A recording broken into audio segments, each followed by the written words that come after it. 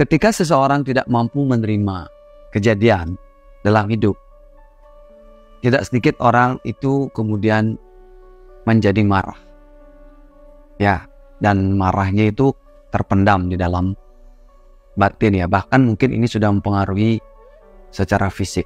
Tidak sedikit orang mengalami perasaan sesak di dada, rasa berat, sampai masuk UGD gitu ya. Tetapi setelah dicek berulang-ulang, dia bolak-balik begitu, ternyata gangguannya ada di dalam pikiran dan emosinya. Secara fisik tetap diperiksa, hasilnya normal. Ya, berbagai gangguan seperti asam lambung yang sering berulang, rasa sesak di dada begitu ya, napas berat, seperti panik gitu ya, rasa mau mati atau keliengan ya. Itu terjadi karena besarnya pendaman emosi yang belum berhasil dirilis dan sayangnya belum disadari. Ada peristiwa-peristiwa besar dalam hidup, seperti kehilangan orang tua misalnya, kehilangan ayah di usia tertentu yang belum siap.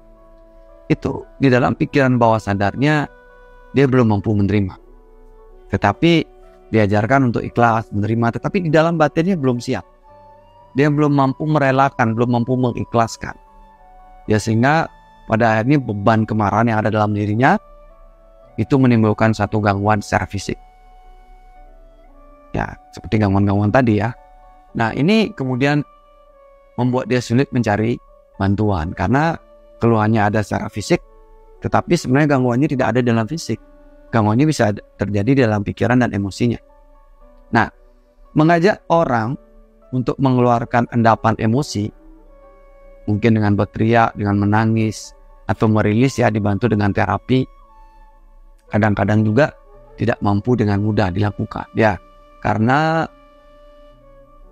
antara kekuatan tubuh ya, energi tubuhnya dengan besarnya pendaman itu lebih besar pendamannya.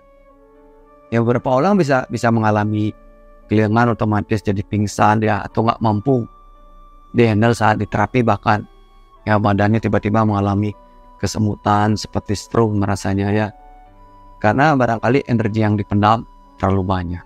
Nah, selain di terapi, kadang orang juga butuh menyadari, belajar mengamati sendiri, belajar bagaimana mengelola begitu ya energi dalam diri, mengamatinya sampai kemudian merilisnya secara perlahan. Nah, tentu endapan emosi ini kalau dia dibiarkan tentu akan sangat mengganggu, baik secara mental ataupun secara fisik.